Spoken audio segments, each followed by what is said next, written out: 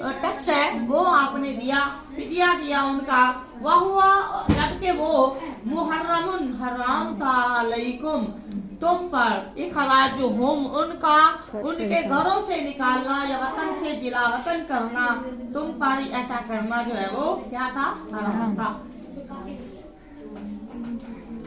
आप क्या फातो बिरून, क्या तुम ईमान लाते हो भी बाज़ किताब, कुछ अहकामात पर ईमान लाते हो, किताब के कुछ हिस्से पर ईमान लाते हो, वातकफुरून तुम इनकार करते हो विबाज कुछ अहकामात का।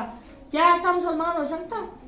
कुरान आपके पास मौजूद है, लेकिन आप सारे कुरान पर ईमान लाने की बजाय वो अहकामात जो आपके हक में है आप उन पर ईमान लें, वो आप अहकामात पूरे कर लें, और जो आपके अगेंस्ट सजा वाले अहकामात आप उनको छोड़ दें। ईमान से बताएं आप ईमान वाली हो जाएंगे, सवाल पैदा नहीं होता।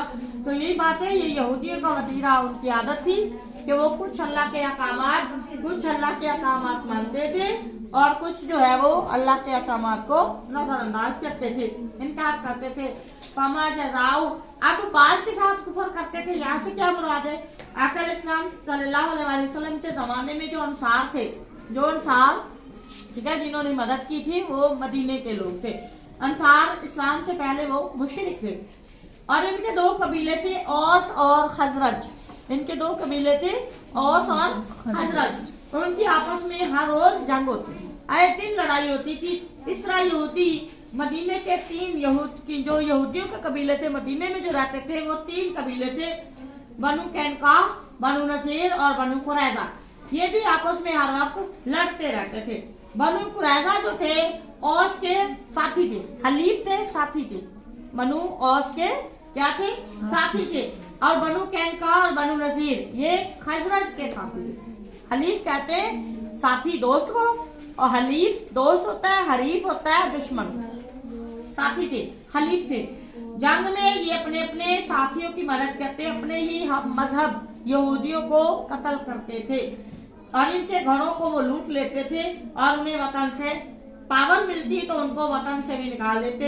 हालांकि तौरात के मुताबिक इन यहूदियों को उनके वतन से निकालना इनके लिए हराम था, लेकिन फिर भी इन यहूदियों को जब वो दबने की वजह से, मगलूब होने की वजह से ये कैदी बन जाते तो फिर उनको कैसे छुड़ाते थे? ये खुद छुड़ाते थे, उनको फिदिया टैक्स अदा करके उनको फिदिया दे के छुड़ाते और कहते कि हमें तो रैत में यही हुक्म दिया गया है। इन आयात में अल्लाह पाक ने यहूदियों के उस किरदार को वाज़ेह किया, बयान किया कि उन्होंने शरीयत को क्या समझा है, मोम की नाक बना लिया था कि जो चाहते वो मानते, जो चाहते उसका इनकार कर देते थे। बाज अल्लाह के अहकामात मानते और कुछ को छोड़ देते, मर्जी की, यानी अपने मर्जी का दीन बनाया हुआ था। किसी हुक्म पर अमल करते तो किसी पर रोक देते थे। हालांकि ऐसा करना उनके लिए हराम था, हलाल जायज नहीं था।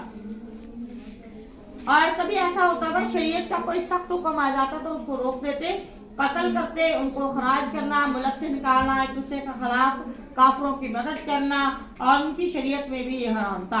इन मामलात का तो उन्होंने क्या जिद की वजह से जो है वो बेमुहार कई दफा उन्होंने इत्तकाब किया और फिर अपने ही साथियों को फिर फिदिया देकर उनको जो है वो टैक्स देकर उनको आजाद करवाया।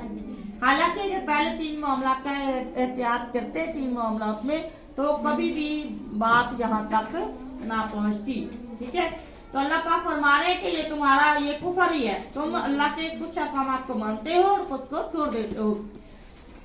फिर फरमाया फमा पस जजा नहीं है, जजा मतलब मन, या क्या जजा होगी, क्या सजा होगी, मन जो के या फालू करेगा जालिका ऐसा काम मिनकुम तुम में से, नहीं होगी। यहाँ मीम माँ और इल्ला कैंसल हो गया, माँ नहीं इल्ला मगर, उनकी सजा ये होगी खिज़्युन रुसवाई होगी फिल हयात दुनिया की जिंदगी में वो जलील होंगे, और यौमल क़यामा और क़यामत के दिन युरतून वो लौटाए जाएंगे इला की तरफ, ये हरफ़े जार है, अशद्दी सख्त अज़ाब की तरफ पलटाए जाएंगे, लौटाए जाएंगे, हमके जाएंगे, धकेले जाएंगे।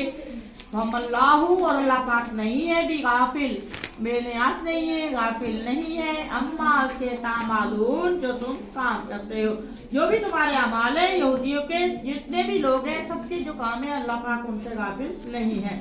उलाई के अल्लाह पाक फरमा रहे यही वो लोग हैं, ये सब इशारा है अल्लाह की ना वो लोगों के वो वो लोग जो अक्सरा भूल जिन्होंने खरीद लिया हयात दुनिया की जिंदगी को बिल आखिरा आखिरत के बदले में दुनिया की जिंदगी को तरजीह दे ली।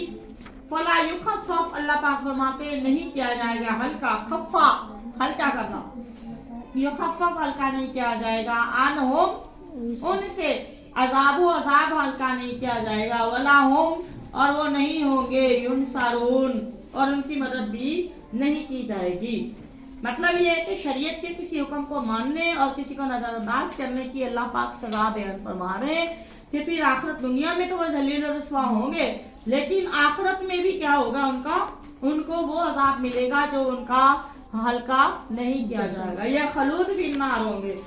अल्लाह पाक फरमाते हैं आखिरत में भी उनको जिल्लत मिलेगी और रुसवाई का अजाब के साथ साथ जहन्नुम का अजाब भी। इससे पता चलता है कि अल्लाह के यहाँ सबसे बेहतरीन इताअत वो होती है, मकबूल इताअत वो होती है जो खुली हो, मुकम्मल हो, हर तरह के अहकामात माने जाए, हर तरह से ये जो नवाही है जिन कामों से रोका गया है उनसे रोका जाए।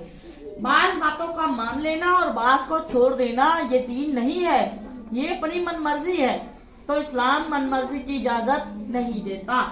ठीक है, अल्लाह ताला के हाँ ऐसे दीन की, ऐसे कामों की कोई अहमियत नहीं है। ये आयत हमें, इस आयत पर भी हमें भी मुसलमानों को भी गौर फिक्र करना चाहिए और हमें ये आयत फिक्र की गौर फिक्र की दावत दे रही है कि हमें कहीं हम भी ऐसे काम तो नहीं कर रहे कि अल्लाह के बाद अहकामात मानने और बाद अपनी मर्जी से उनको छोड़ रहे हैं। वमा तौफीकी इल्ला बिल्लाह।